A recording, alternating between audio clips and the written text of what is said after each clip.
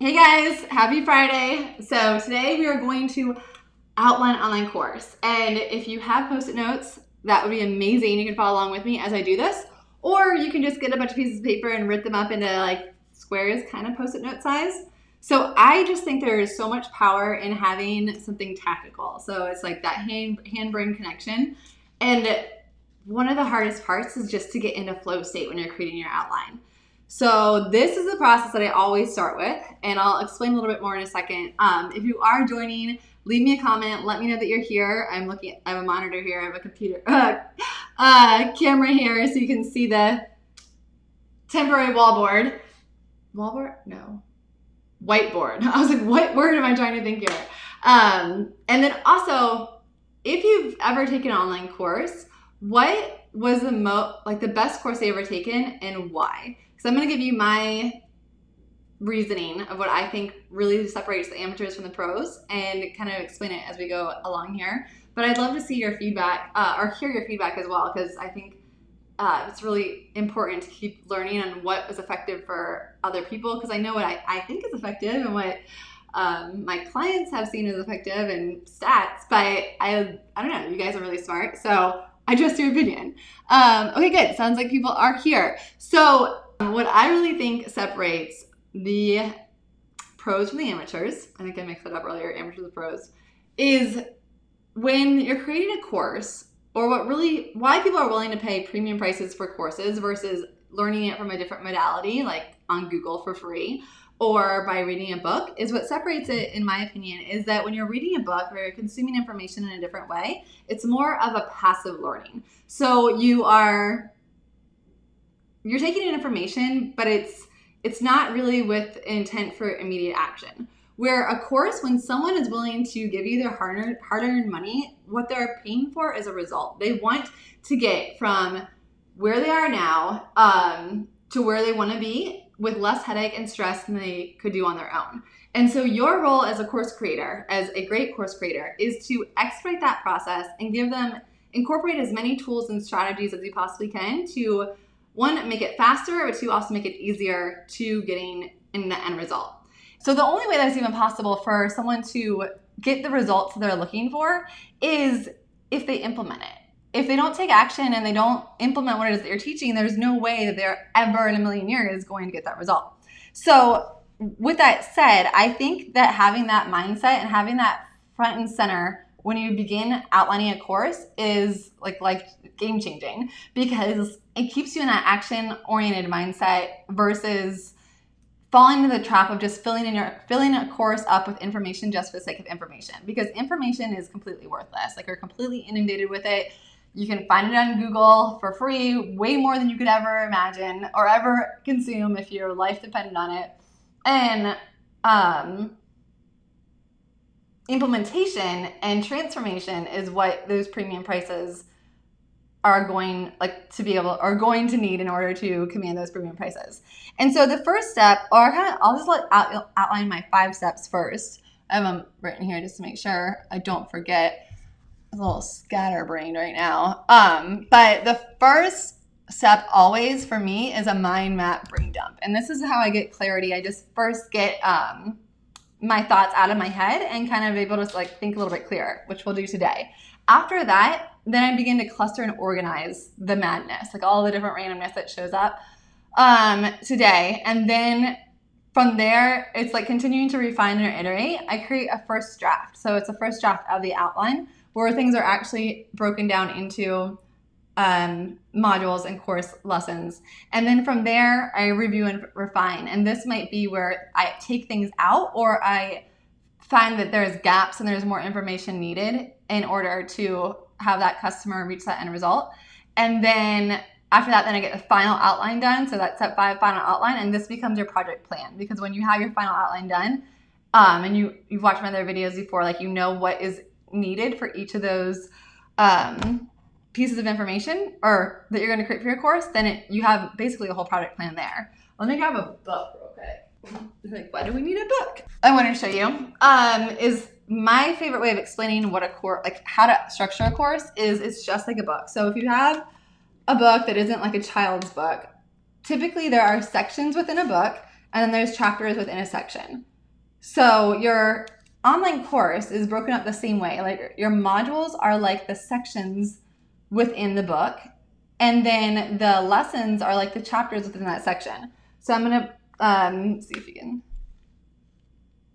Okay, so we have, this is hard. Part 1 is a section, and then you'll see there's chapters within each of that section. So part 1 is gonna be like the module, and then the chapters are the lessons. Now that we have that out of the way, that is the structure of a course. And the first step is to just get like the stuff out of your head. And you always want to start with, what is the main action? What's the promise that I'm saying my customer will be able to achieve once they take the course?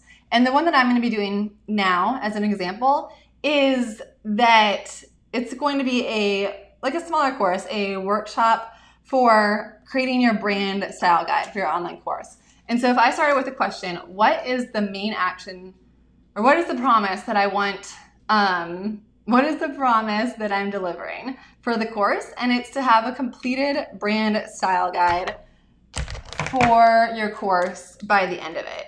And so that's going to go in the center. So brand style guide is going to be the promise of the course. So this is like, yay, that's the goal. Now the question becomes, what do my customers need to do? Not what do they need to know yet. What do they need to do in order to achieve this goal? So we're staying in that action-oriented mindset. We're staying action-focused, not cluttering up our mind with like information yet. So what do they need to do? And this is where you're not going to have all the answers right now, but we can just start writing them down randomly. And remember, this is just the mind dump right now. So don't worry about having structure. Don't worry about having any type of order. Like there's no rhyme or reason right now, because that's how creativity and flow happens. It kind of just comes to you. And that's why I love like just having Post-it notes, having a million of them. And then from there, like the next step is to cluster and organize. So right now I'm just going to start spitballing stuff. Okay, so the brand style guide, what do they need to do in order to, okay, one, they need to understand like why this is important. Two, they need to understand what is included in a style guide. And so that's going to have typography, it's going to have color palette, it's going to have imagery. We could put tone and voice in there too. Okay, so they also need to know like software is an example. This is going to be a while, but so you can just watch my brain think. It's going to be really interesting. Okay, so software, they need to understand what graphic templates to include.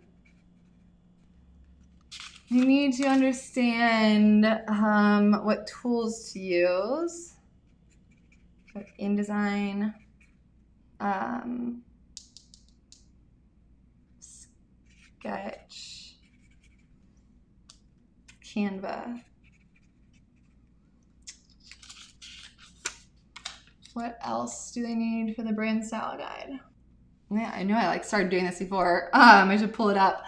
Okay, so, and you'll get stuck like this too. That's why I want to do it real time. And it's completely fine. Just let it go. And then just give yourself time to think. So they need to have this course. They need to know why. They need to know what to include. They need to know how to create graphics, what software to use.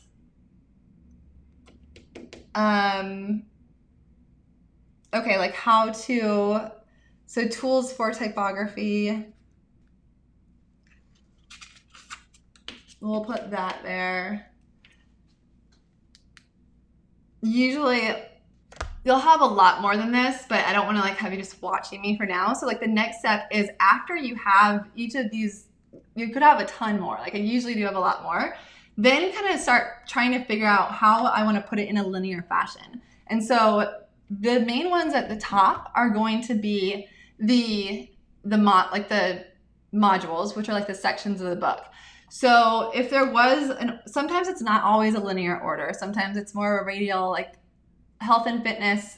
A lot of those are sometimes difficult to plan out because there's not really, like, what is more important? Is it mindset or is it to get your diet right? What first? Like, you don't really know. So sometimes you have to be creative with this.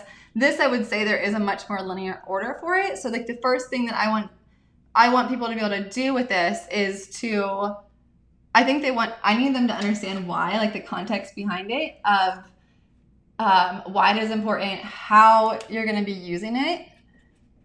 And then,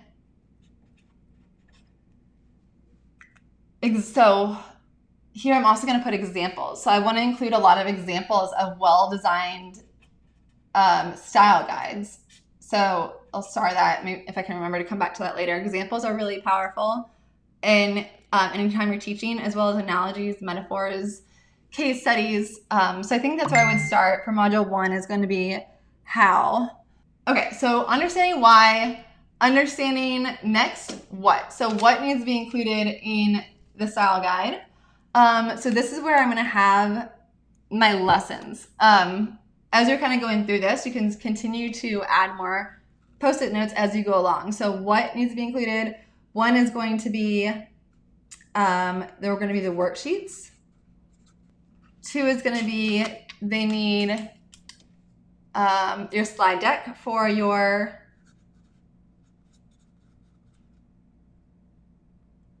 slide deck. You would need your graphics. I wish you guys could like hear what my brain was thinking as I do this, so that when I go into silence, I'm like, oh, well, maybe this would actually fit better there. So as I was talking through this, I'm like, okay, well, actually,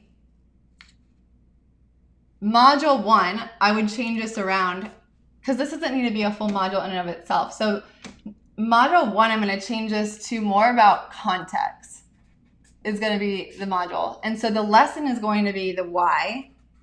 Originally I had why right there. And then the lesson number 2 is going to be the what, to understand what it is that we're creating, what's included.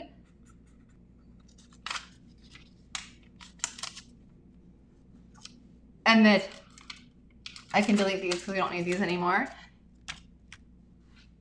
Okay, and so actually now, like, this isn't a module anymore.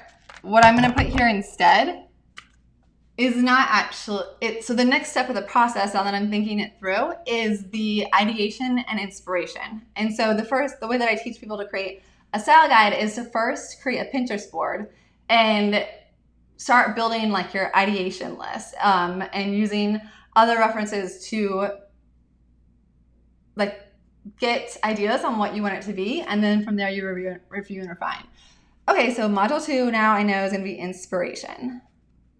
You can tell this is like I'm not even spelling right. This is not planned at all. Otherwise it'd be a lot cleaner how I'm going through this. But so now you need to understand the what. That's going to be module 1. Number 2, it's going to be inspiration and ideation. That process. And then I'm going to have them move to creating a more formalized style guide in Vision. So they're going to take their ideation and inspiration and make some decisions there, and create the Envision style guide. Then now that I have this, okay, so now it's all coming to me clearly. I understand what I'm doing. So now that I have the style guide and Envision created, now we're going to actually create the assets for it. So we're going to create what they would need to do next in order to achieve this goal is now they need to actually have the tangible completed assets for the style guide, which is going to include, okay, so this is module 4 is going to be create assets. And when I say assets, this means create your graphic, create your worksheet template, create your slide deck template, and then I think that's the end of it. 4 is good. I wouldn't want to end with 5 anyway. So this is a smaller course.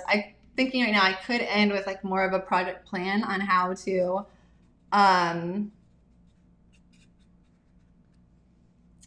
implement this.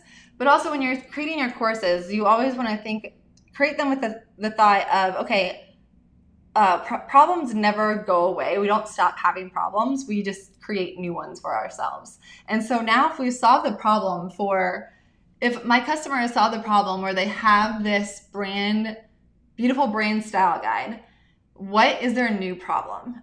And so ask yourself that same thing. When someone's successful with their course, when they achieve the desired outcome of what it is that you're teaching, what is a new problem that they're going to have? So now the problem for them it's not necessarily going to be, they have a style guide, they have their branding. What could come next is actually like creating the course content, because a lot of people want to skip ahead to this part because it's like more fun, and getting on video and actually filming videos is a lot more stressful. So that if they haven't done that yet, that's going to be a new problem. Or maybe now they're actually ready to start marketing it. So that could be another problem. A third problem for them could be they need to actually create the course membership site and they don't know how to. And the reason I'm saying that is that now that can become a second course for you, and you can lead into that as an upsell offer here when you're continuing to, like, after this is completed, you want to continue to support your customers and then also create more customer lifetime value for yourself. Like, that's the end goal. You don't make a ton of money in business by selling once to customers. That's just not how it works. The most profitable and successful companies, it's not just about more customers, it's increasing the customer lifetime value, so increasing the number of sales, increasing that bottom line price, and then also decreasing costs and improving efficiencies. When you can incorporate all of those into your business, you're going to see exponential growth a lot quicker than if you just only focus on getting more customers constantly. Okay, so now that we have this, you can see these other things that I started adding here. I would start putting them underneath where they fit. So inspiration, the tools, this would actually be in creating the assets, the software to use, the typography, the graphic templates would go under here as well. So this is going to be a really heavy module. The tools for typography are going to be in inspiration and ideation. And then these become those videos underneath there. Now, the other question, once you have this outline, obviously this isn't done, but the next question you want to ask yourself is what resources can I give to my customers to expedite the process of getting them to that end result of this completed brand guide? So what comes to mind for me right here, I know that I'm going to be giving them templates. So they're not starting with like a blank screen. They have templates for their worksheets. They have templates for their slide deck. They have templates for their graphics. And now they can just customize it for their own brand. So I'm going to call this resource at the top. And then that would go under this one. And when I also say what can you give them, it could just be an activity or a worksheet. So the activity that's going to go along with this, because again, if you stay with that action-oriented mindset, then you always want to leave them with a task to do, like an activity, whether it's just thinking about something or writing a journal entry or actually creating something like in their Envision style guide. So the task that's going to be here is to actually create the style guide, and I'm going to give them like a checklist summary guide and examples as well. So examples, and then a step-by-step activity. Inspiration and ideation. This activity is going to be the Pinterest board. And then the context, this I would include checklists. Oh, I should have made these pink because green's supposed to represent the resources. So this is going to be checklists of what's included. And also a swipe file. So a swipe file is like a database of other examples that you use as inspiration. So swipe file for inspiration. Okay, so it could just be me, but this is a lot clearer in my head right now exactly how I'm going to structure this, which I'm going to do it live the first time, which I also recommend is doing a live workshop. So this is going to be probably in 2 weeks. I think I'm going to only have about 10 people on the first one just to make sure that everyone gets the result that they want. And then the next one I can do much larger. So I'm going to see if I can see questions. Abby said, I'm outlining my new course right now. That's awesome.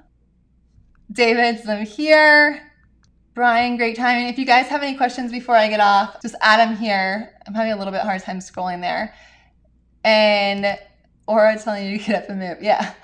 I'm just gonna look at the comments afterwards, and then from there I'll answer them because I can't see it and do 2 things at once. But I hope you guys have an amazing weekend, and I will talk to you soon.